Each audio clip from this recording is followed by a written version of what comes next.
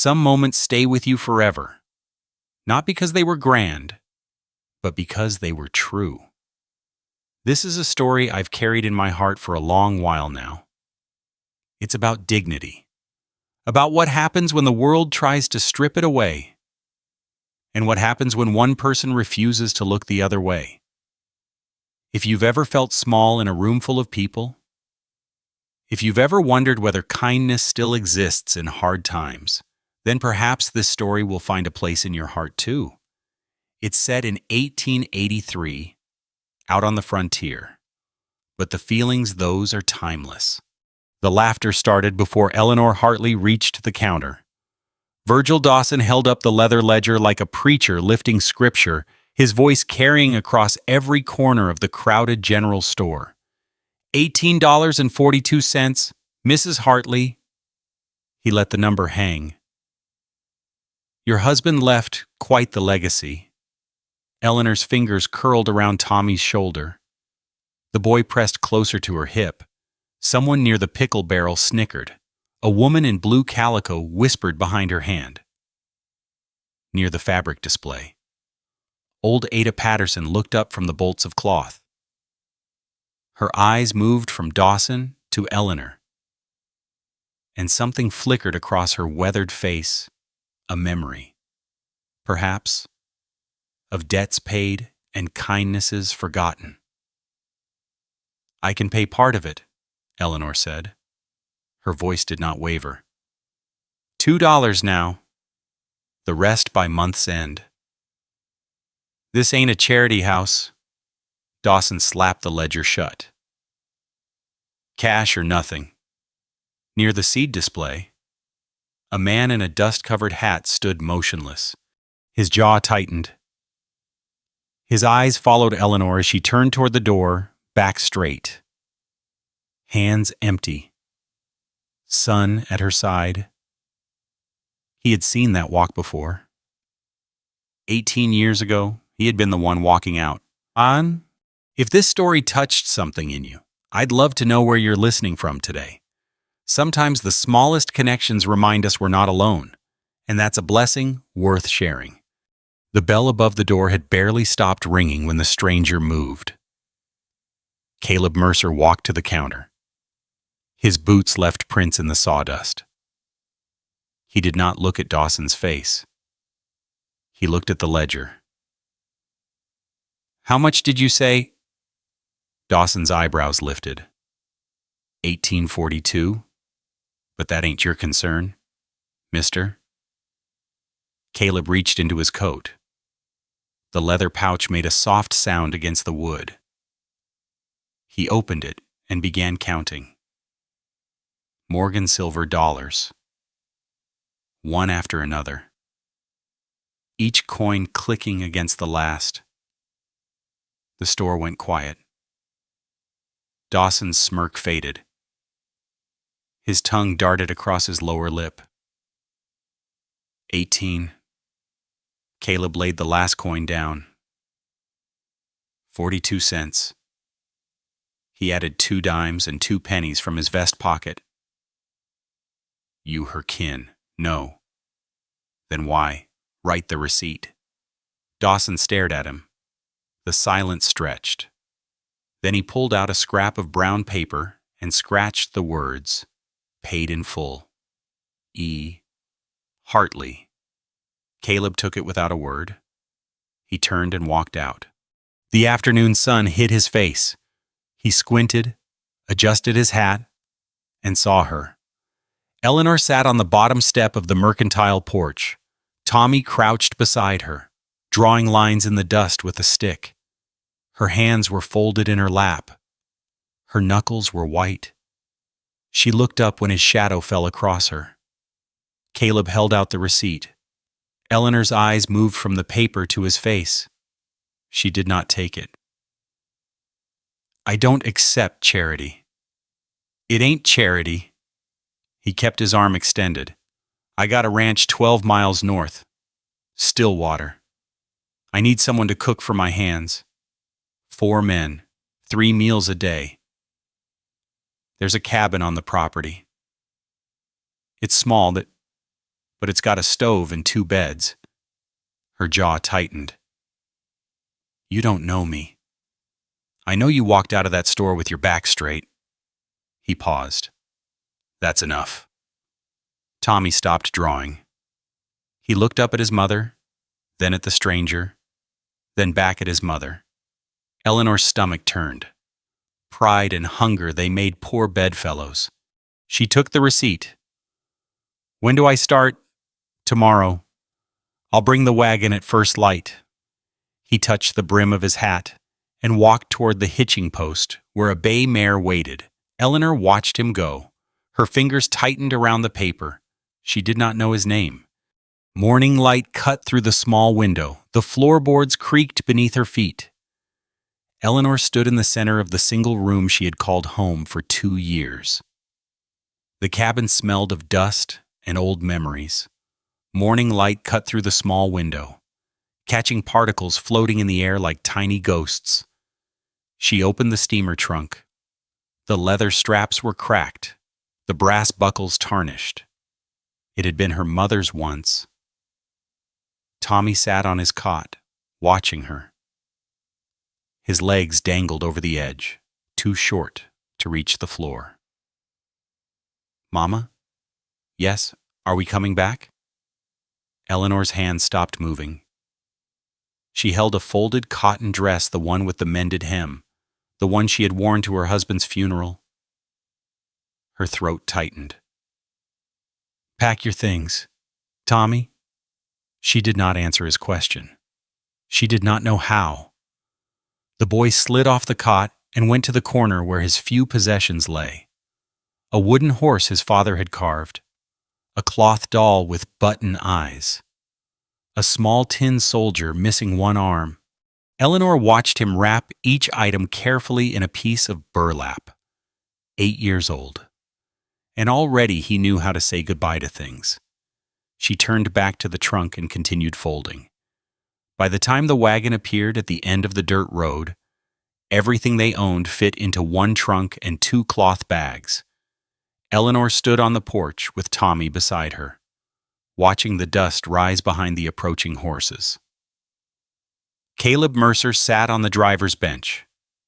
He wore the same dust-covered hat from yesterday. His face revealed nothing. He pulled the wagon to a stop and climbed down. Without a word, he picked up the trunk and placed it in the back, then the 2 bags. He moved with the efficiency of a man who had done this before. You ready? Eleanor looked back at the cabin one last time. The door hung slightly crooked on its hinges. The window her husband had installed the summer before he died. The patch of dirt where she had tried to grow tomatoes and failed. Yes. She climbed into the back of the wagon with Tommy. The wooden boards were rough against her palms. She settled against the trunk and pulled Tommy close. Caleb clicked his tongue. The horses moved. The cabin grew smaller behind them. Eleanor did not turn to watch it disappear. The prairie stretched in every direction. Golden grass bent under a wind that carried the smell of sage and sun-baked earth. The sky was enormous pale blue fading to white near the horizon. Tommy pressed against her side. His body was warm and solid and real. Mama, how far is it? I don't know. Will there be other children? I don't know that either. Caleb's voice came from the front, low and steady. 12 miles. About 3 hours at this pace. Tommy leaned forward. Are there horses? 16? Can I ride one? Maybe. If Hector says you're ready. Who's Hector? My foreman. He's been with me 8 years. Eleanor listened to her son's questions tumble out one after another. Caleb answered each one without impatience. Short sentences, Plain words, no flourishes. The wagon jolted over a rut in the road. Eleanor gripped the side to steady herself. An hour passed. Then another. The sun climbed higher. Sweat gathered at the back of Eleanor's neck, beneath the collar of her dress. Caleb pointed to the left. Creek's over that ridge. Good water. Runs year-round. Tommy craned his neck to see. Fish in there? He asked. Trout? Hector will teach you if you want. The boy's face lit up. Eleanor saw it from the corner of her eye, that flicker of something she had not seen in months. She said nothing, but her grip on his shoulder loosened, just slightly. The road curved around a low hill. And then Stillwater Ranch appeared. It was not grand. A main house with a covered porch. A large barn with faded red paint. A corral where horses stood in clusters, swishing their tails against flies. A bunkhouse off to one side, and set apart from the rest, near a stand of cottonwood trees. A small cabin with smoke rising from its chimney. A man emerged from the barn as the wagon approached. He was shorter than Caleb, with broad shoulders and a thick mustache peppered with gray. His skin was weathered brown from years under the sun. Hector? Caleb called. The man walked toward them, wiping his hands on a rag. His eyes moved from Eleanor to Tommy to the trunk in the back of the wagon. This is them, Mrs. Hartley, her son, Tommy. Hector removed his hat and held it against his chest. Ma'am? Eleanor nodded. Mr. Vega. Just Hector. Ma'am. Ain't nobody called me mister since I left Sonora. He smiled. The lines around his eyes deepened. Caleb climbed down and lifted the trunk from the wagon. I'll show them the cabin. The cabin was smaller than the one Eleanor had left behind. One room, a cast-iron wood stove in the corner, still radiating heat. 2 narrow cots with horsehair mattresses. A wooden table with 2 chairs. An enamel wash basin on a stand near the window. But it was clean. The floor had been swept. The window had been washed. A kerosene lamp sat on the table, its glass chimney spotless. Someone had prepared for them. Tommy ran to the window, his palms pressed flat against the glass. Mama, you can see the horses from here. Eleanor stood in the doorway. The scent of wood smoke and soap filled her lungs. Caleb set the trunk at the foot of one cot. Breakfast is at 5. The hands eat in the main house. You'll need to have biscuits and coffee ready by then. I understand. He moved toward the door. Paused beside her. His shoulder nearly brushed hers. There's a latch on the inside, he said quietly. Use it. Then he was gone. Eleanor listened to his boots on the dirt outside. The creak of the wagon. The sound of horses moving away. She walked to the cot and sat down. The mattress shifted beneath her weight. Springs groaned. The room was quiet except for Tommy's excited breathing at the window. Her hands trembled in her lap. She looked around the cabin, the lamp, the stove, the basin. Simple things, clean things, things that belonged to someone else. For the first time in 2 years. She had a roof that did not come with debt, walls that did not echo with whispers from town, a door with a latch. Tommy turned from the window. Mama, are you crying? No? She wiped her face with the back of her hand. Just tired. He walked over and climbed onto the cot beside her. His small hand found hers. I like it here, he said. Eleanor squeezed his fingers. Outside. She heard Hector's voice calling to someone across the yard. The whinny of a horse. The clang of metal on metal from the barn. She had not asked Caleb Mercer a single question about himself. Not his age. Not his story. Not why a man with 16 horses and 4 ranch hands had paid a stranger's debt without hesitation, but she had seen his face when he handed her that receipt. The way his eyes had gone distant for just a moment. He had looked at her like someone recognizing his own reflection. Now she was in his home, sleeping under his roof, cooking his meals, and she still did not know what he wanted in return. Eleanor woke in darkness, her eyes open to the unfamiliar ceiling. For a moment, she did not know where she was. Then the smell of wood smoke reached her faint, coming from the stove's dying embers, and the memory returned.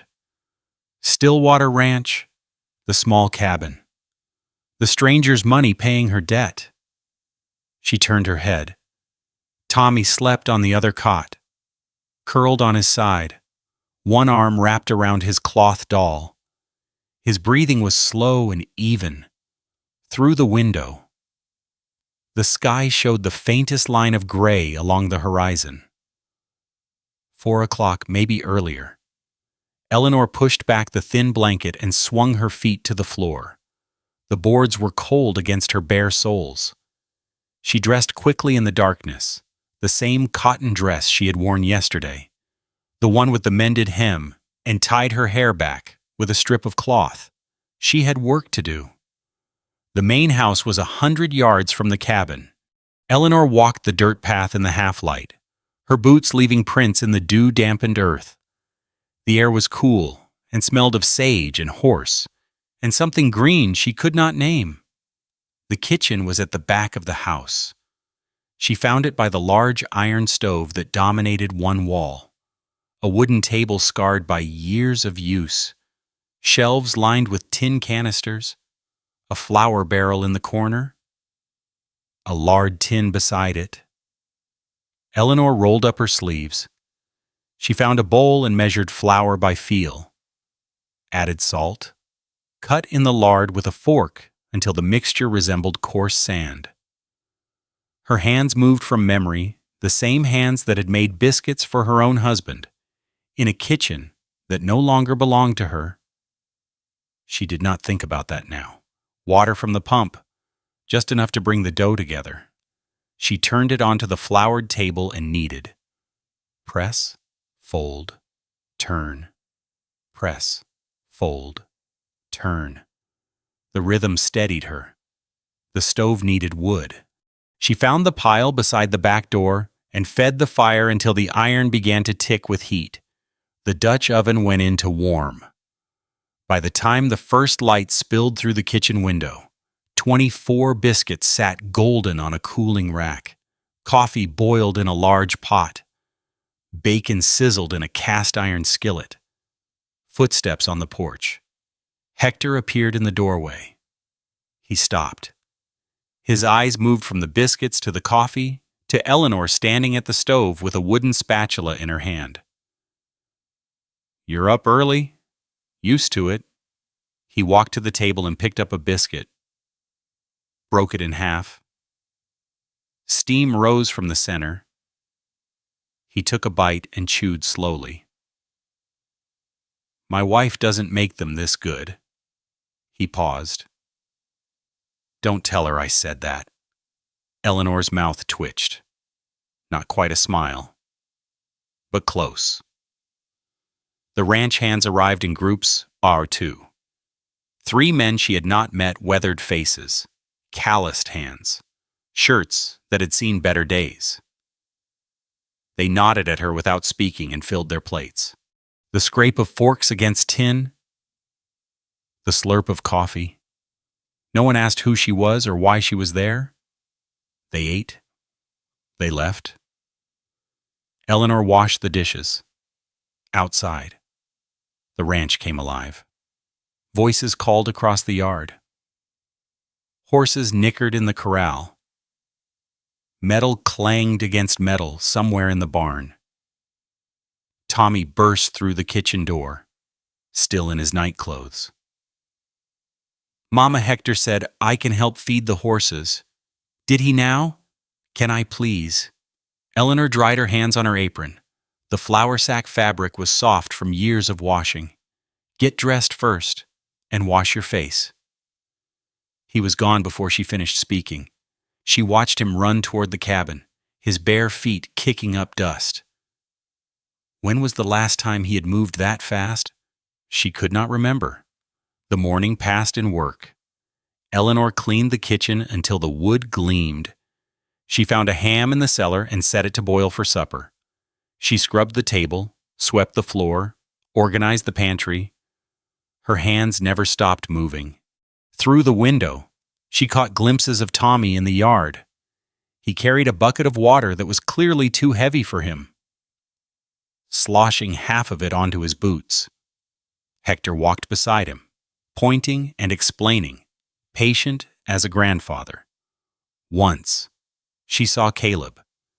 He stood at the corral fence, watching a horse pace inside the enclosure.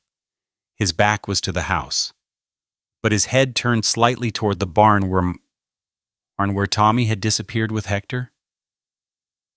Then he looked toward the kitchen window. Eleanor stepped back from the glass.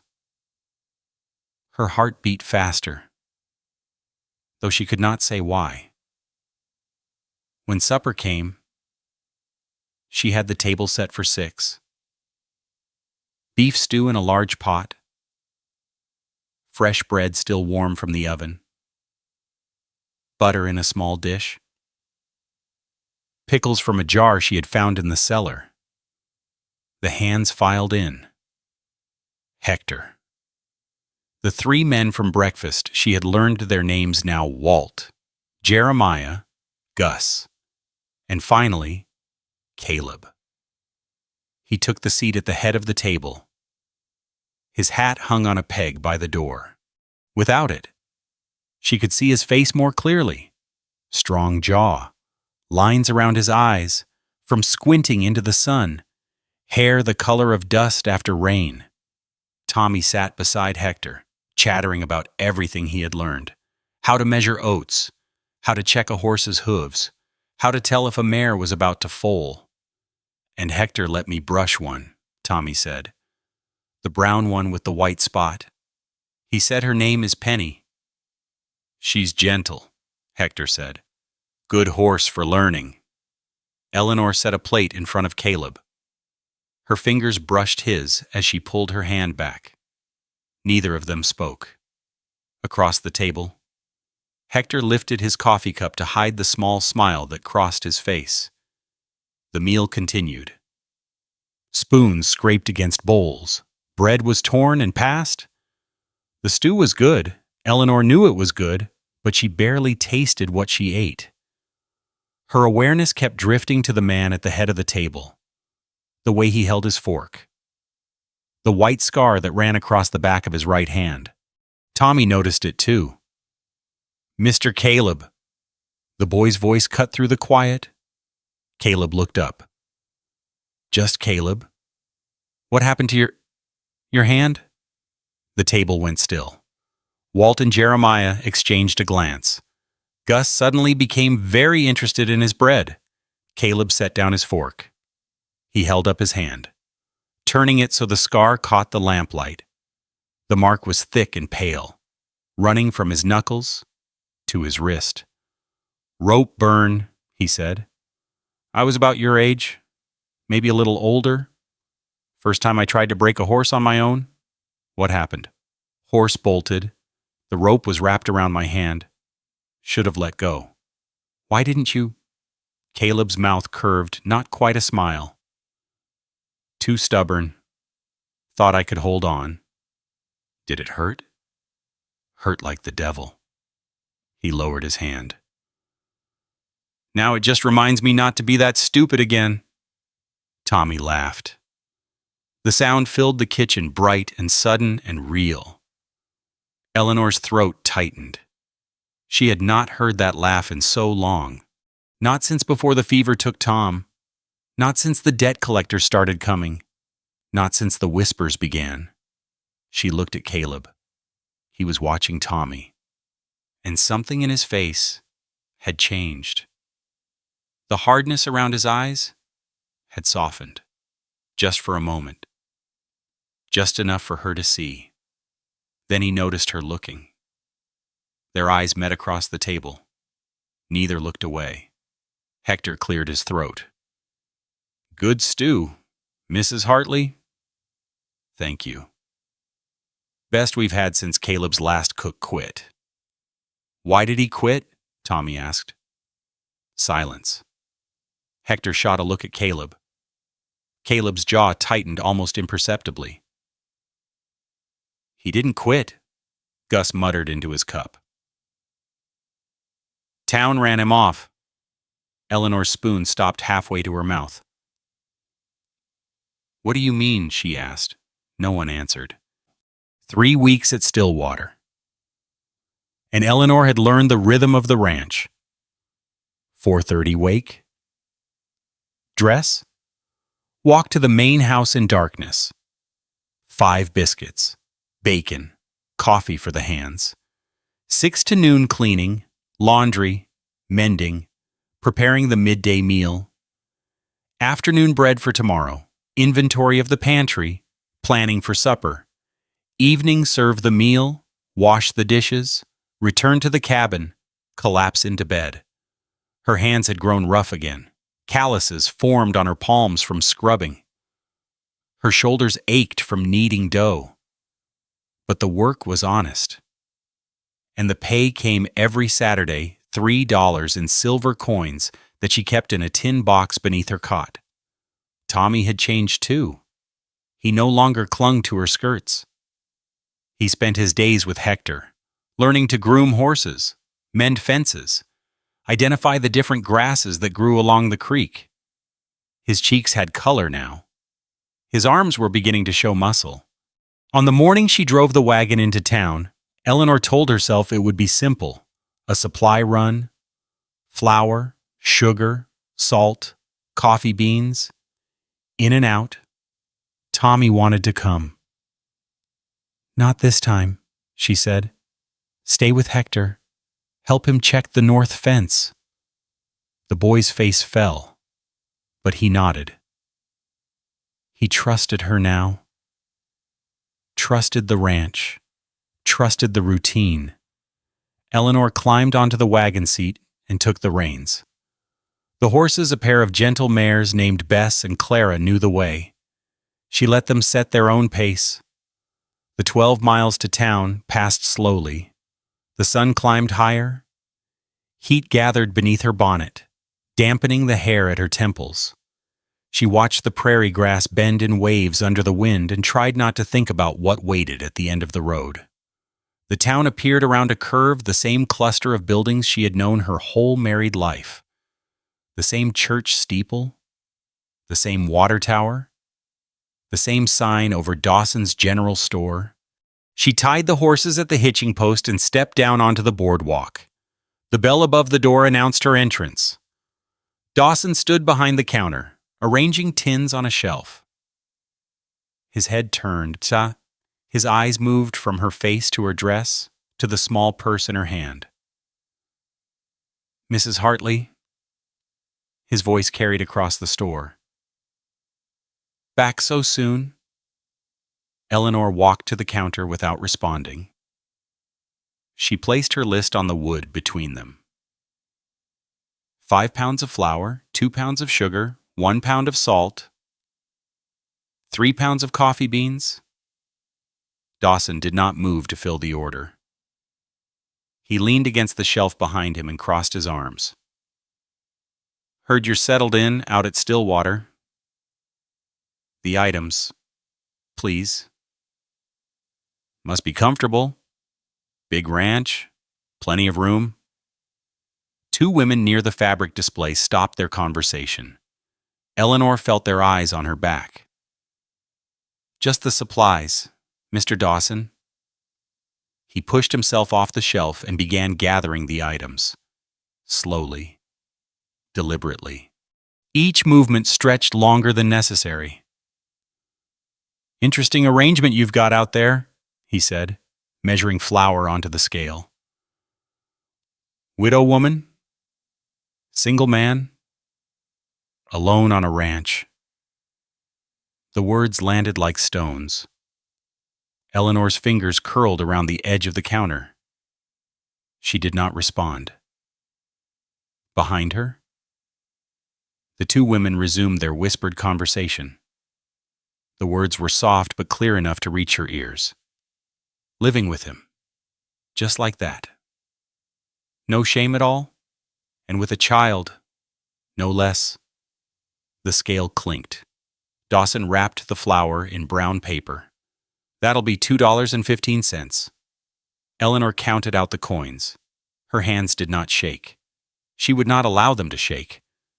She gathered her packages and turned toward the door. "Give my regards to Mr. Mercer," Dawson called after her. The bell rang as she pushed through. Outside, the sun hit her face. She blinked against the brightness and adjusted her grip on the packages. The wagon was 20 feet away. She just needed to reach the wagon. "Eleanor?" The voice came from her left.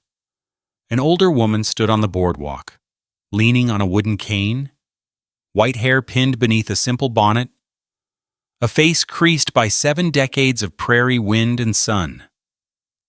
Ada Patterson. "Mrs. Patterson? I told you call me Ada." The old woman stepped closer. Her eyes were sharp, searching. "I heard what they said in there. It doesn't matter." "It matters." Ada's hand found Eleanor's arm. The grip was surprisingly strong. "Don't let them break you, child. I knew your husband. I knew what kind of man he was. Helped half this town when they needed it and never asked for nothing back." She paused, her voice dropping. "Some folks got short memories for kindness." Eleanor's throat tightened. She could not speak. "This town has a short memory for kindness and a long memory for scandal." Ada's voice dropped further. "But some of us remember the truth. You hear me?" "Yes, ma'am. Yes." "Good." The old woman released her arm. "Now hold your head up and walk to that wagon like you own the whole territory." Eleanor nodded. She walked, but she did not go directly to the wagon. She needed thread. She had forgotten to add it to the list, and the only place to buy thread was the small notions shop beside the church. The church steps were crowded. Sunday service had just ended. Women in their best dresses stood in clusters, fanning themselves against the heat. Children ran between the groups, chasing each other across the dusty yard. Eleanor climbed the steps toward the notions shop. Her path took her past a group of women. She recognized Martha Hensley, Catherine Gruber, Sarah Dawson, the shopkeeper's wife. They saw her coming. Martha's face went tight. Catherine turned her back. Sarah leaned close to the others and said something that made them all look away. Eleanor kept walking. But as she passed, she heard Sarah's voice pitched just loud enough to carry. "No wonder she couldn't pay her debts. No shame at all, living with a man who isn't her husband." Eleanor's step faltered, just for a moment. Then she straightened her shoulders and continued toward the shop. Inside, she bought the thread. White and brown, 2 spools each. The shopkeeper, an elderly man with trembling hands, took her money without comment. His eyes were kind. He had known her mother. "Take care, Minna. Mrs. Hartley," he said softly. "Thank you."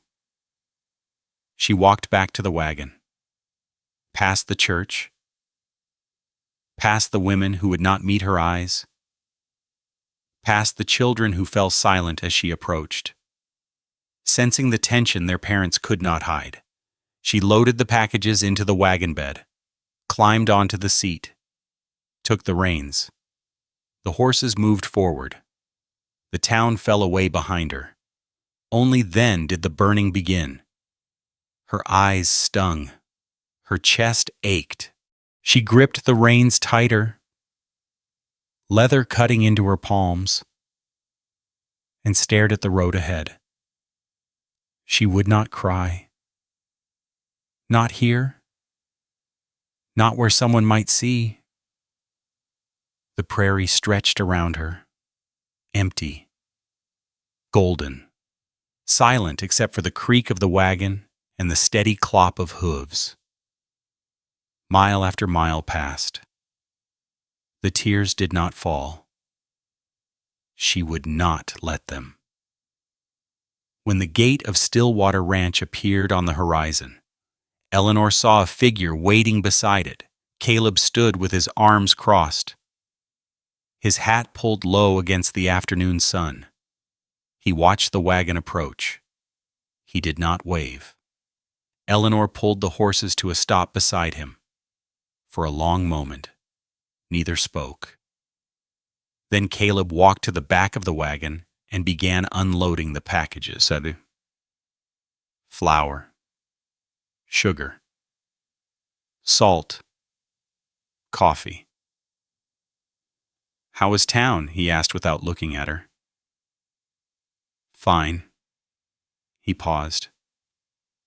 His hands rested on a package of sugar. He looked up at her face, really looked, and something shifted in his expression. "Eleanor." I said it was fine. He set the sugar down, walked around to the side of the wagon, stood beside her seat, close enough that she could see the dust on his collar, the lines around his eyes. "Your face says different." Her jaw tightened. The burning in her eyes returned. "It doesn't matter what they say. It matters to you." She turned away, stared at the horse's ears. Bess flicked a fly from her mane. "I knew what I was walking into," she said quietly. "A widow living on a single man's ranch. I knew how it would look. And yet you stayed. I had no choice." Caleb was silent for a moment. Then he reached up and took the reins from her hands. His fingers brushed against hers, rough, warm, steady. "You always have a choice," he said. "You chose to stay?" Eleanor looked down at him. His face was unreadable, but his eyes held something she had not seen before, something that made her pulse quicken. "Why did you pay my debt?" The question came out before she could stop it. "That day in the store? You didn't know me. You didn't owe me anything." Caleb's jaw tightened. He released the reins and stepped back. "Some questions are better left for nighttime," he said, "when there's nothing but the stars and a man doesn't have to watch his own face." He turned and walked toward the barn, carrying the packages. Eleanor sat on the wagon seat, watching him go. That night, she could not sleep. The cabin walls pressed inward. Eleanor lay on her cot, staring at the ceiling. Moonlight came through the window in a pale stripe, falling across Tommy's sleeping form on the other bed. His breathing was slow, steady, the breathing of a child who had finally found safety. She could not match it. The words from town echoed in her skull. No shame at all. Living with a man who isn't her husband. Sarah Dawson's voice, sharp as a blade. The turned backs.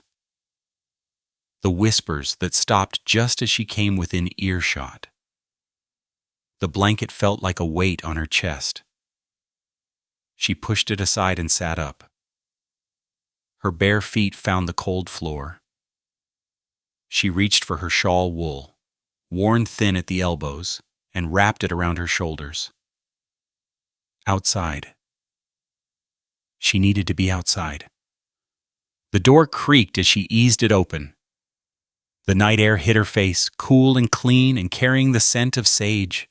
She breathed it in, let it fill her lungs, tried to push out the tightness that had lived there since the wagon ride home.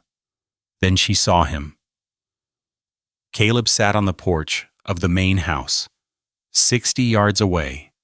A single lamp burned in the window behind him, casting his silhouette in amber light.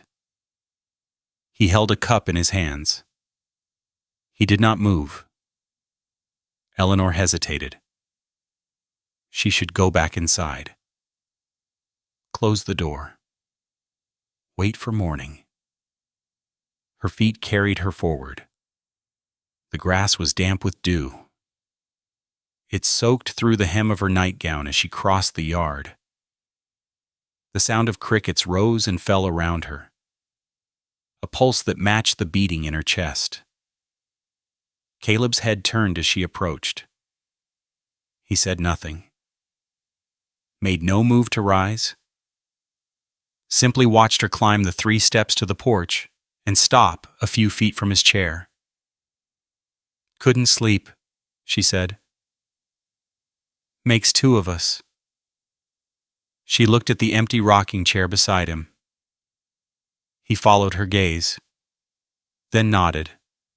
She sat. The chair creaked beneath her weight. The wood was smooth, worn by years of use. She pulled the shawl tighter and stared out at the darkness.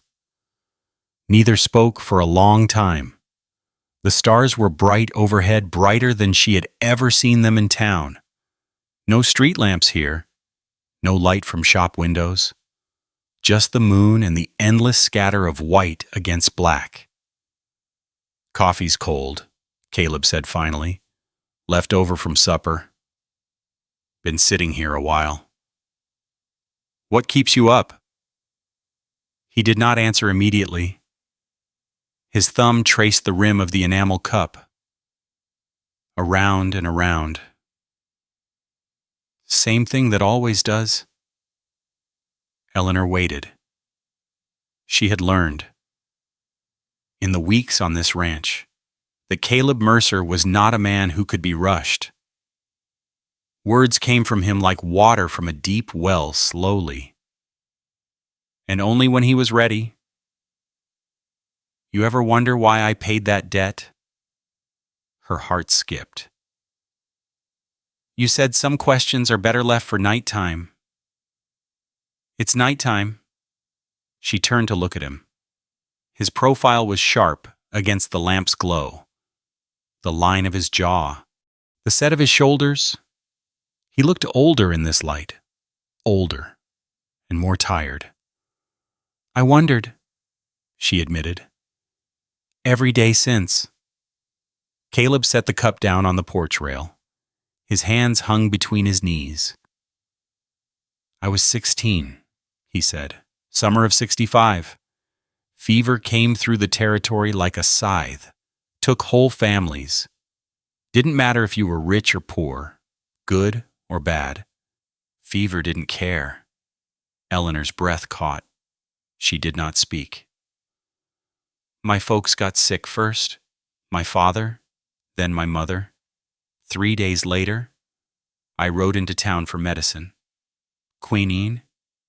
That's what the doctor said they needed. Quinine." His voice was flat, matter of fact. The voice of a man reciting something he had told himself 1,000 times in the dark.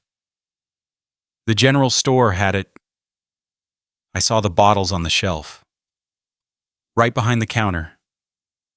I told the owner my folks were dying. I told him I'd pay him back. Every cent. As soon as the harvest came in." "What happened?" Caleb's hands curled into fists, slowly, deliberately. "He said no. Said my family had no credit. Said he couldn't extend charity to every sick farmer who came begging." He paused. Same store. Different owner. Dawson's father. Eleanor's stomach turned. "I went home. I sat with my mother while she burned with fever. I held my father's hand while he struggled to breathe.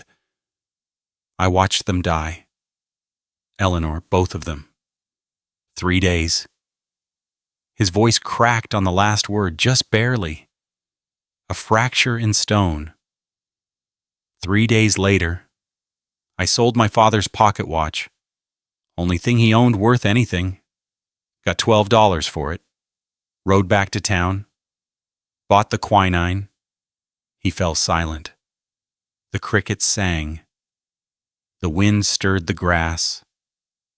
Somewhere in the barn, a horse shifted and snorted. But it was too late, Eleanor said softly. 3 days too late? She understood now, not just the words, but the weight behind them. 18 years he had carried this. 18 years of watching other people walk into stores, ask for credit, be turned away, and then he had seen her, standing at that counter with her son, facing the same humiliation, the same helplessness, the same ledger held up like a weapon. "You didn't pay my debt out of pity," she said. "No. You paid it because you were standing in that store again, watching it happen to someone else." Caleb turned to look at her. His eyes were dark, unreadable, but something in them shifted. "I couldn't save them," he said. "My parents. I was too young and too poor and too slow. But I swore that if I ever had the chance to stop it from happening to someone else..." He shook his head. "I couldn't walk away. Not again." Eleanor's throat tightened. Words pressed against her teeth, but none of them seemed right. She reached out instead. Her hand found his in the darkness. His fingers were rough, calloused, cold from the night air. She felt him stiffen just for a moment, and then his hand turned beneath hers, palm to palm. Fingers interlacing. Neither of them spoke. The stars wheeled overhead. The lamp flickered in the window. The crickets continued their endless song. Eleanor did not know how long they sat there. Minutes. An hour. Time lost its meaning in the darkness, in the shared weight of grief and memory and something else, something new and fragile and terrifying. Finally, Caleb spoke. "You should go back to your cabin. Get some sleep." "I know." She did not move. "Eleanor, I know." His thumb moved across her knuckles. A small motion, barely perceptible, but it sent warmth spreading up her arm, into her chest, pooling somewhere beneath her ribs. "They're going to keep talking," he said. "The town, the women, Dawson, they won't stop just because you ignore them. I know that too. Does it bother you what they say?" She considered the question. The honest answer was yes. It bothered her more than she wanted to admit. The whispers, the turned backs, the judgment in their eyes. But sitting here, in the darkness, with his hand in hers, "Less than it did this morning," she said. Caleb almost smiled. The corner of his mouth lifted, just barely, then fell again. "You're stronger than you think." "So are you." He looked at her then, really looked. And she saw something in his face that she had not seen before, a rawness that he kept hidden beneath the dust, and the silence and the hard set of his jaw. "No one's ever said that to me," he said quietly. "Then no one's been paying attention." The words hung between them. Heavy. True. Caleb released her hand. Slowly. Reluctantly. Go on, he said. Before I say something we'll both have to reckon with in the morning. Eleanor rose. The rocking chair creaked behind her. She pulled the shawl tight and walked down the porch steps. At the bottom, she paused, turned back. Caleb, he looked up. Thank you for telling me. He nodded once, said nothing. She walked back to the cabin. The grass was colder now, wetter. Her feet left dark prints in the dew. At the door, she stopped, looked back at the main house. Caleb still sat on the porch, still watching. The lamp behind him flickered once, then steadied. She went inside. Tommy slept on, undisturbed. His small chest rose and fell. The cloth doll lay beside his pillow. Eleanor climbed into her cot and pulled the blanket to her chin. Her hand still tingled where he had held it. Sleep came easier now. But just before it took her, a thought surfaced sharp and sudden and impossible to ignore. He said he couldn't walk away from me. But what happens when the town forces him to choose? The letter arrived on a Tuesday. Eleanor was elbow-deep in bread dough when she heard the horse. A single rider, coming fast from the direction of town. She wiped her hands on her apron and walked to the window. Hector reached the gate first. He spoke to the rider, a young man Eleanor did not recognize, and took something from his outstretched hand. The rider turned his horse and galloped back the way he had come without waiting for a response.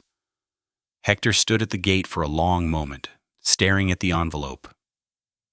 Then his head lifted, and his eyes found the kitchen window. His face told her everything. She met him at the back door. He held out the letter without speaking. The envelope was cream-colored, heavy paper, sealed with red wax. In the corner, printed in formal script, Town Council of Miller's Crossing. I'll fetch Caleb, Hector said. No. Eleanor's voice came out sharper than she intended. Let me read it first. Hector hesitated. His jaw worked beneath his mustache. Then he nodded and walked toward the barn, his shoulders tight. Eleanor carried the letter to the kitchen table. She sat down, broke the seal, unfolded the paper. The words swam before her eyes. To Mr. Caleb Mercer. Stillwater Ranch. It has come to the attention of the town council that certain arrangements at your property have raised concerns among the moral citizens of Miller's Crossing. The continued presence of an unmarried woman and her child on your premises, without proper chaperonage or legitimate employment documentation, reflects poorly upon both your character and the reputation of our community. We hereby request that you appear before the council at your earliest convenience to address these concerns. Failure to do so may result in the reconsideration of your standing business relationships with local merchants, including but not limited to the grain supplier, the blacksmith, and the livestock auction house. We trust you will take appropriate action to resolve this matter. Respectfully, the Town Council of Miller's Crossing. Eleanor read it twice, 3 times. The words did not change. Inappropriate arrangements, moral concerns, business relationships, they were threatening him. Threatening to cut him off from the suppliers he needed to run the ranch. All because of her. She folded the letter carefully, placed it on the table, stood up. Her legs carried her to the cabin without conscious thought. She moved like a woman in a dream or a nightmare. The door opened.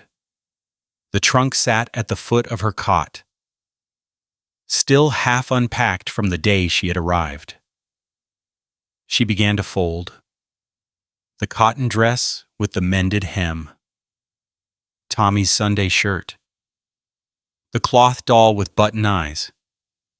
Each item placed precisely, edges aligned, corners tucked. "What are you doing?" Caleb's voice came from the doorway. She did not turn around. "Packing." "I can see that." "Why?" Her hands kept moving. Fold. Place. Smooth. Repeat. I read the letter. Silence. Then footsteps. He crossed the small room and stood behind her, close enough that she could feel the heat from his body, close enough that the smell of horse and leather and sweat filled her nostrils. "And you think running is the answer? I think staying will destroy you." She picked up Tommy's nightshirt, folded it. "They'll cut off your grain, your blacksmith, your buyers at auction. You can't run a ranch without those things. Let me worry about what I can and can't do. This is my fault." Her voice cracked. She swallowed hard. "If I hadn't come here, if you hadn't paid that debt, then I would have walked away from something I swore I'd never walk away from again." She spun to face him. Her chest heaved. Her eyes burned. "You don't understand. I've already lost everything once. My husband, my home, my standing in that town. I will not be the reason you lose yours." Caleb's jaw tightened. A muscle jumped beneath the stubble on his cheek. "You think this is about pity? About charity?" He stepped closer. "You think I paid that debt because I felt sorry for you? Didn't you? No?" The word came out hard, certain. "I paid it because I saw you standing there with your back straight and your chin up, and I thought there's someone who knows, there's someone who understands." Eleanor's hands trembled.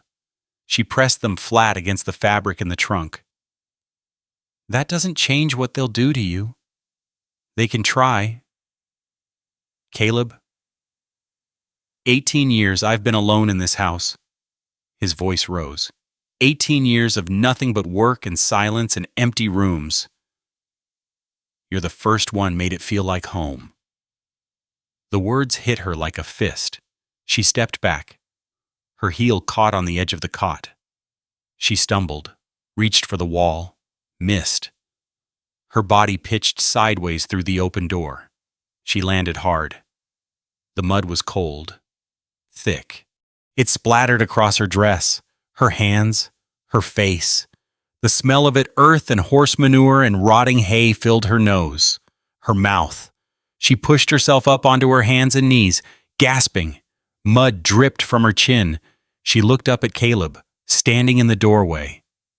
His face was frozen. Behind him, across the yard, Hector had stopped walking. Walt and Gus stood near the barn, staring.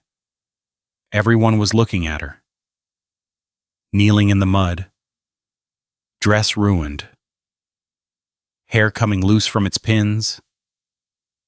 The widow from town who couldn't pay her debts. The woman who lived with a man who wasn't her husband. This was what they thought of her. This was what she had become. Eleanor's throat closed. Her vision blurred. She could not breathe, could not move, could not do anything but kneel there in the muck while the ranch hands watched. Caleb stepped off the porch. He walked toward her. Boots squelching in the mud. He stopped in front of her and held out his hand. She stared at it. "Get up," he said quietly. "I can't." "Yes, you can. They're all watching." "Let them watch." His hand remained extended, steady, waiting. Eleanor reached up. Her fingers, caked with mud, closed around his. He pulled her to her feet. She stood there, dripping, shaking, unable to meet his eyes. "Look at me," Caleb said. She could not. "Eleanor, Look at me. Slowly. She raised her head. His face was close to hers. His eyes were dark, intense, searching. I don't care what they think, he said.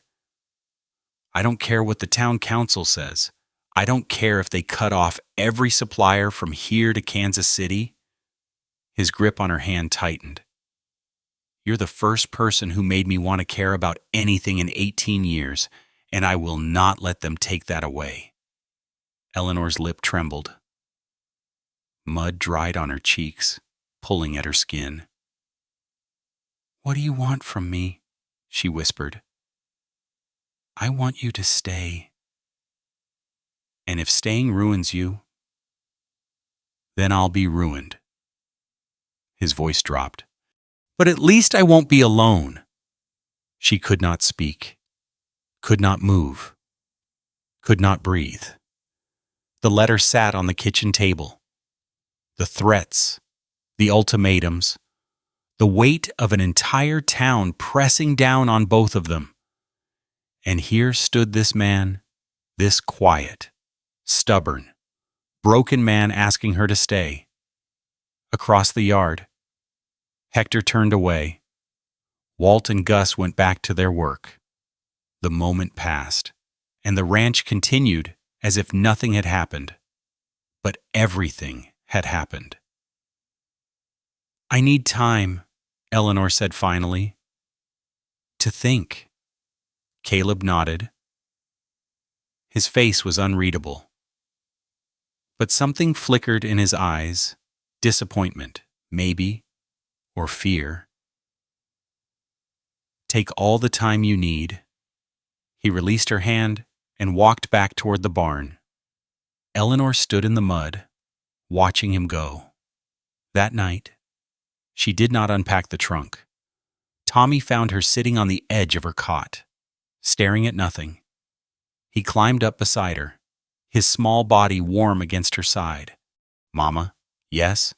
Are we leaving?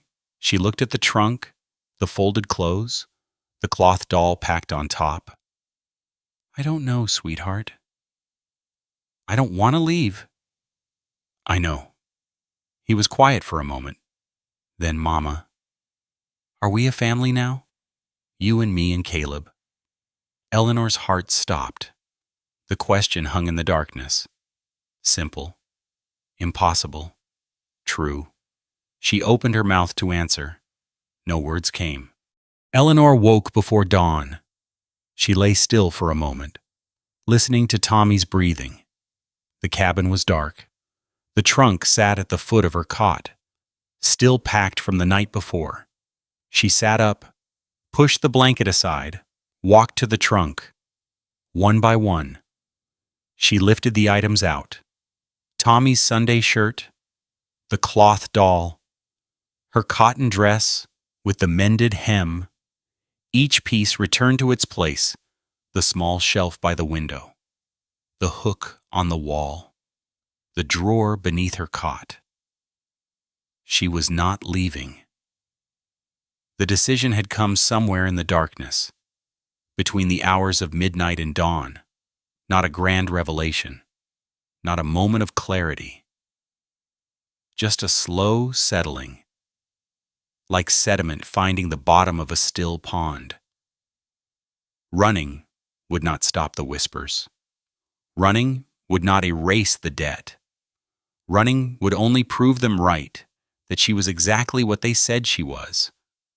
A woman without shame, without standing, without the spine to face what she had done. But she had not done anything wrong, and neither had Caleb. The door creaked as she stepped onto the porch. The sky was gray, the first hint of light touching the eastern horizon. The air was cooler now than it had been weeks ago, the nights growing longer, the mornings carrying a sharpness that hinted at autumn coming. She could smell wood smoke and damp earth and the faint sweetness of leaves beginning to turn. Caleb stood at the corral fence watching the horses.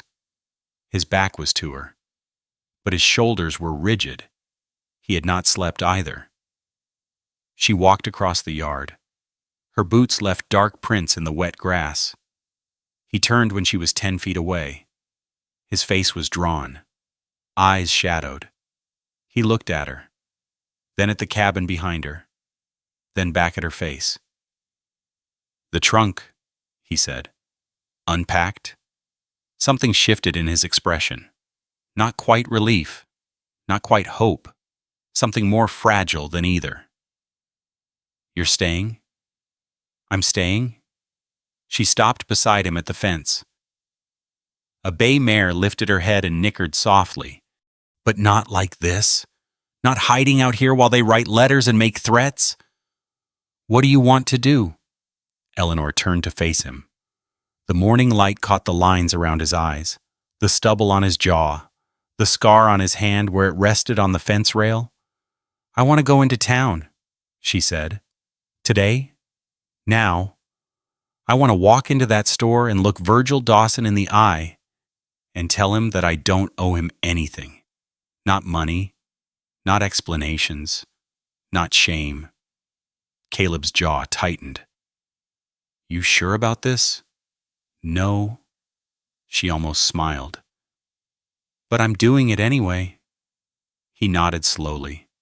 Then he reached out and took her hand. His fingers were rough, warm, steady. "Then I'm coming with you." They left an hour later. Tommy sat between them on the wagon seat, his legs swinging above the footboard. He did not understand what was happening, not fully, but he sensed the weight of it. His questions had dried up by the time they reached the main road. He simply sat, small and quiet, pressed against Eleanor's side. The 12 miles to Miller's Crossing had never felt longer. Eleanor watched the prairie roll past, golden grass bending in the wind, though some stalks had begun to pale toward brown. The dark line of the creek cutting through the valley. Hawks circling overhead, riding the thermals. Her stomach churned. Her palms were damp inside her cotton gloves. She had rehearsed the words a dozen times in her head. What she would say, how she would stand, the expression she would keep on her face. None of it felt real. The town appeared around the final bend, the church steeple, the water tower, the row of storefronts along Main Street. Saturday morning. The busiest day of the week. Caleb pulled the wagon to a stop in front of Dawson's General Store. The hitching post was crowded. Horses stamped and swished their tails. Through the window. Eleanor could see the store was full. Perfect. She climbed down from the wagon. Her legs trembled, but they held. Tommy slid down beside her, his hand finding hers automatically. Caleb came around from the other side. He did not touch her, did not take her arm, but he stood close enough that she could feel his presence solid, unwavering. "Ready?" he asked. "No." She walked toward the door anyway. The bell rang as she pushed it open. The store fell silent. Every head turned. 30 people, maybe more, crowded between the shelves and counters, women in their Saturday dresses, men in work clothes, children clutching penny candy. And at the center of it all, behind the counter, Virgil Dawson. His face went through 3 expressions in rapid succession: surprise, then recognition, then a slow, spreading smirk. "Well, well," his voice carried across the room. "Mrs. Hartley, come to pay another debt." Eleanor walked forward. The crowd parted before her. She heard the whispers start soft, hissing, like water on hot iron. She stopped at the counter. Dawson leaned against the shelf behind him, arms crossed. His apron was stained with flour. His eyes were small and hard. "What can I do for you today?" "Got another bill you can't pay?" Eleanor's hands shook at her sides. She pressed them flat against her skirt. "You held my debt over my head she said. Her voice came out steady. She did not know how. In front of this whole town, you read the numbers out loud like you were reading scripture. You made sure everyone knew. Dawson's smirk wavered. That's just business. Mrs. Hartley. No. She took a step closer. That's cruelty. And you enjoyed it. The whispers stopped. The silence was absolute. Now you're writing letters to the town council, threatening the man who paid that debt, trying to ruin his business because you don't like who lives on his land. Dawson's face reddened. I don't know what you're talking about. Don't you? Eleanor's voice rose, not shouting, not yet, but firm, clear. You want to destroy a man's livelihood because a widow and her son are cooking his meals? Because we exist. It's about decency, Dawson sputtered. About what's proper. What's proper? Eleanor laughed. The sound was harsh, raw. You want to talk about what's proper? Virgil Dawson. She turned to face the crowd. 30 faces stared back at her. Some hostile, some curious, some just a few uncertain. My husband died 2 years ago. He left me with a son and a house I couldn't afford, and a debt I didn't know about until the collectors came knocking. I did everything right. I worked. I scrubbed floors. I took in mending until my fingers bled. And still it wasn't enough. Her voice cracked. She swallowed hard and continued. When I came into this store to buy flour for my son, this man, she pointed at Dawson, humiliated me in front of everyone. He enjoyed it. I saw his face. The crowd shifted. Eyes moved from Eleanor to Dawson and back again. And now he wants to punish the one person in this town who showed me kindness. The one person who didn't turn his back. Dawson's mouth opened, closed, opened again. You don't know what you're talking about, he said, but his voice had lost its edge. I know exactly what I'm talking about. Eleanor stepped forward until she was inches from the counter. I know that you wrote that letter. I know that you want Caleb Mercer cut off from every supplier in this county. And I know why. Why? The word came out strangled. Because you're afraid. Eleanor's eyes locked onto his. You're afraid that if people see kindness, real kindness, the kind that costs something, they'll start expecting it. They'll start asking why the rest of you never offered it. The store was silent. Not a whisper, not a breath. Dawson's face had gone pale. His hands gripped the edge of the counter. His knuckles were white. And then something strange happened. His eyes dropped. His shoulders sagged. The hardness in his face seemed to crack, just slightly, like ice in spring. I remember your husband, he said quietly. So quietly that Eleanor almost missed it. Tom Hartley. He came into the store the year my father died. I couldn't pay the suppliers. Couldn't pay the rent on this building. I was going to lose everything. The crowd leaned in. Tom paid my tab. $40. Said I could pay him back whenever I had it. Dawson's voice wavered. I never did pay him back. And then he died. And then you came in with that list. And I saw his name in my ledger. And He stopped. His hand covered his face. Eleanor stared at him. Her heart pounded. I was ashamed, Dawson said. So I made you ashamed instead? The words hung in the air. Heavy. True. Eleanor did not know what to say. She had come here to fight, to defend herself, to demand justice. She had not expected this. Behind her, she heard movement. An old farmer stepped forward, gray-bearded, bent with age. "Virgil," the man said, "we've all done things we ain't proud of. The question is what you do next." Dawson looked up. His eyes were red. "What do you want me to do?" Eleanor opened her mouth, closed it, looked at Caleb, who stood silent by the door, watching. "I want you to leave us alone," she said finally. "That's all. Just leave us alone." Dawson nodded slowly. His hand dropped from his face. "I'll talk to the council," he said. I'll tell them I was wrong." Some faces in the crowd softened. The old farmer nodded. Ada Patterson, standing near the fabric display, dabbed at her eyes with a handkerchief. But not everyone changed.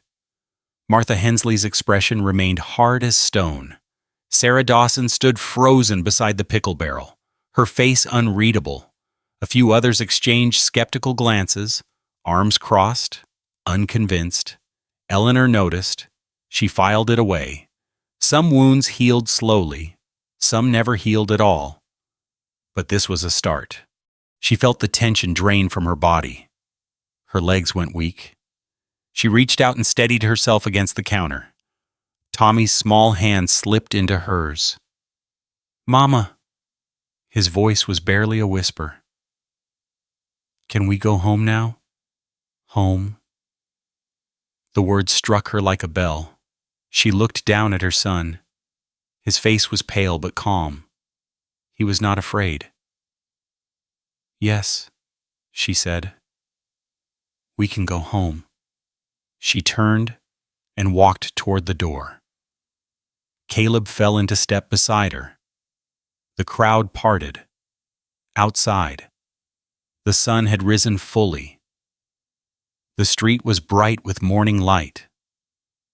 They climbed onto the wagon. Tommy sat between them. Caleb took the reins. As the horses began to move, Eleanor looked back at the store. Through the window, she could see Dawson standing alone behind the counter. His head was bowed. She faced forward again.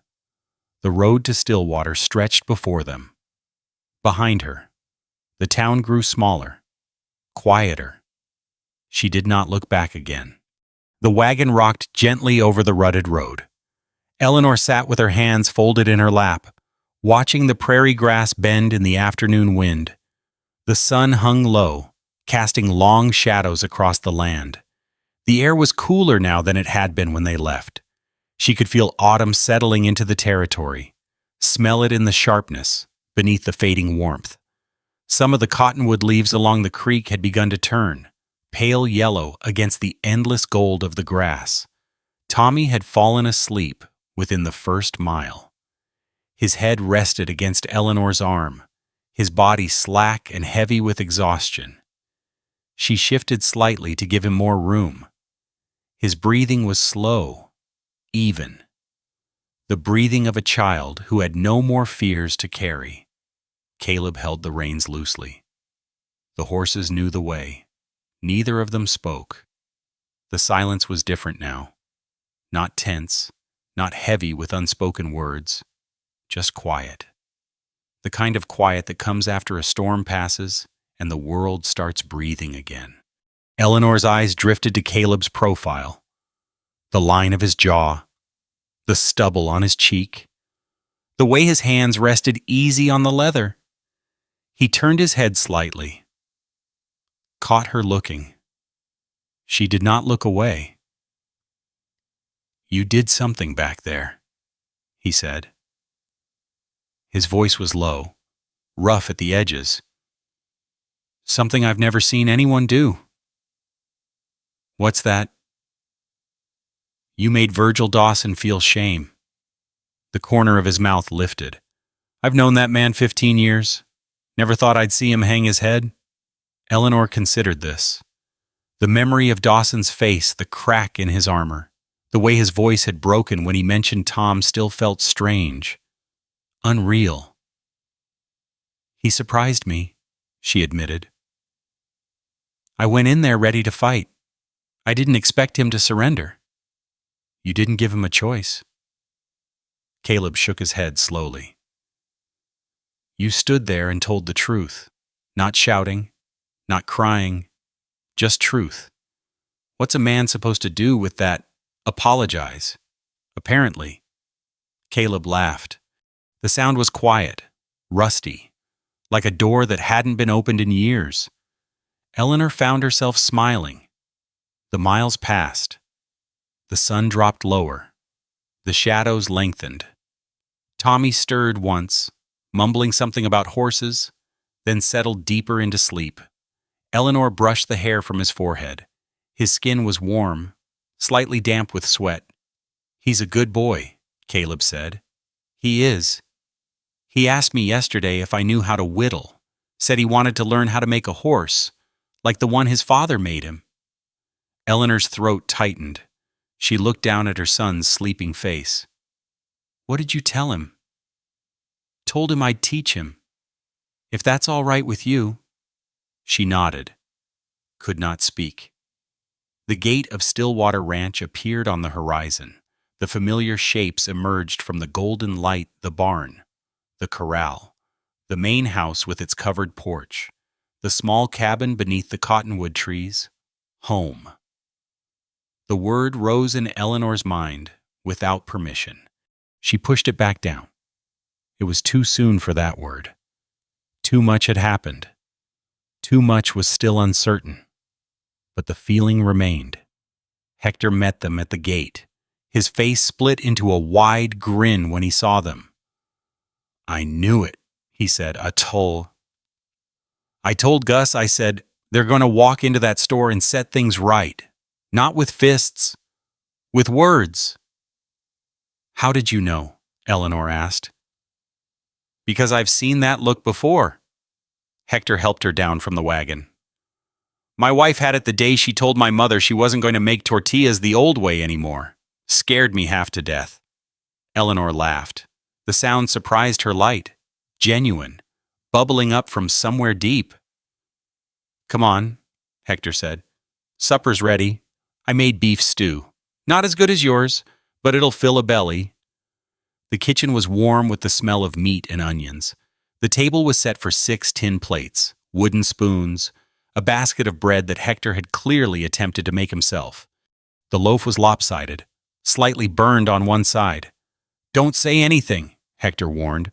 I wasn't going to. The hands filed in Walt, Jeremiah, Gus. They nodded at Eleanor, tipped their hats, took their seats. No one asked about town. No one mentioned the letter or the council or the whispers. They simply ate. Tommy woke halfway through the meal. He blinked at the table, confused, then saw Hector's grin and relaxed. Did I miss supper? You missed nothing, Hector said. Here, eat. You need meat on those bones if you're going to wrangle horses. The boy dove into his stew with the enthusiasm of the perpetually hungry. He talked between bites about Penny the mare, about the fish in the creek, about the hawk he had seen circling above the north pasture. Eleanor listened. She watched the faces around the table, the easy way they spoke to each other, the way Gus passed the bread without being asked, the way Jeremiah refilled Tommy's cup when it ran empty. This was not a group of hired hands eating a meal. This was something else. Something closer. She caught Caleb watching her. His eyes were soft in the lamplight. He did not speak, did not need to. The meal ended. The hands pushed back from the table, stretched, said their goodnights. One by one they drifted toward the bunkhouse, voices fading into the darkness. Eleanor cleared the dishes, washed them in the basin, dried them with a cloth, and stacked them on the shelf. Tommy's eyes were drooping again. Come on, she said. Time for bed. She walked him to the cabin, helped him change into his nightclothes, pulled the blanket to his chin, and pressed a kiss to his forehead. Mama. Yes. Today was a good day. Her chest ached. She smoothed his hair. Yes, it was. Can we stay here forever? She did not answer, could not answer. But she held his hand until his breathing slowed and his grip loosened and sleep took him away. Outside, the night had settled over the ranch. The sky was deep blue, fading to black at the edges. Stars emerged one by one, scattered across the darkness like salt spilled on a table. Caleb sat on the porch of the main house, 2 rocking chairs side by side. A lamp glowed in the window behind him. Eleanor crossed the yard. The grass was cool beneath her boots. Crickets sang in the darkness. She climbed the steps and sat in the empty chair. Neither spoke. The chairs creaked as they rocked. Back and forth, back and forth. The rhythm was slow, steady, like breathing. Tommy asked if we could stay forever, Eleanor said finally. What did you tell him? Nothing, Matt. I didn't know what to say. Caleb's hand moved to his vest pocket. He reached inside and withdrew something small. Eleanor could not see what it was in the darkness. He set it on the porch railing between them. A ring, simple gold band, thin with age, scratched from years of wear. It was my mother's, he said. His voice was quiet, rough. Only thing I didn't sell after they died. Kept it all these years. Don't know why. Maybe I was waiting. Eleanor stared at the ring. The gold caught the lamplight, glowing faintly. Caleb, I ain't good with speeches. You know that by now. He turned to look at her. His face was half in shadow, half in light. 18 years I spent on this ranch alone. Told myself I didn't need anyone. Told myself I was better off. But that was just fear talking. She could not breathe. I don't want to be afraid anymore, he said. And I don't want to be alone. Not when I finally found someone worth staying awake for. Eleanor picked up the ring. The metal was cool against her palm. Light, delicate. She slid it onto her finger. It fit perfectly, as if it had been waiting for her. Took you long enough, she said. Caleb's face went still. Then the corner of his mouth lifted. Then he laughed a real laugh, full and warm. The sound of a man releasing something he had carried too long. Is that a yes? That's a yes. He reached over and took her hand, his fingers interlaced with hers, rough palm against smooth, the ring pressed between them. They sat like that for a long time, rocking slowly, watching the stars wheel overhead, listening to the crickets and the distant whinny of horses settling for the night. The lamp flickered in the window. From the cabin, the sound of Tommy's even breathing drifted across the yard. Eleanor closed her eyes. The autumn air was cool on her face. The chair creaked beneath her. Caleb's hand was warm in hers. She thought about the store, the letter, the whispers that had followed her for so long. She thought about Tom, his face, his laugh, the wooden horse he had carved for their son.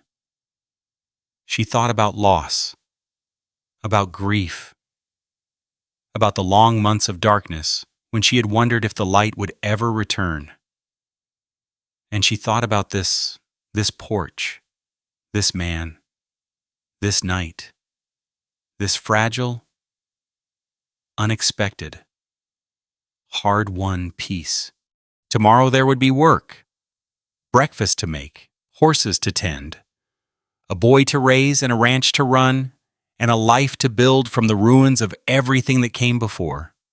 But tonight, there was only this: 2 chairs on a porch, a lamp in the window, the sound of breathing from the cabin, and the weight of a ring on her finger, simple, gold, warm from her skin, that meant she would never have to face the darkness alone again. There is something quiet that stays with us after a story like this. Not a message, not a moral, just a feeling tender, familiar. Like holding something warm in both hands on a cold morning. Many of us have stood where Eleanor stood. Perhaps not in a general store. Perhaps not in 1883. But we know what it is to be seen at our lowest moment. We know the weight of carrying something alone. Wondering if anyone notices. Wondering if anyone cares enough to step forward. And some of us have been Caleb, too. Watching from a distance. Wanting to help but unsure if we have the right. Carrying old wounds that make us recognize the wounds in others. These things do not need to be resolved. They are allowed to rest in the chest, in the memory, in the quiet space between what happened and what comes next. It is enough to have listened. It is enough to have stayed. Thank you for being here. Thank you for giving this story a place to land.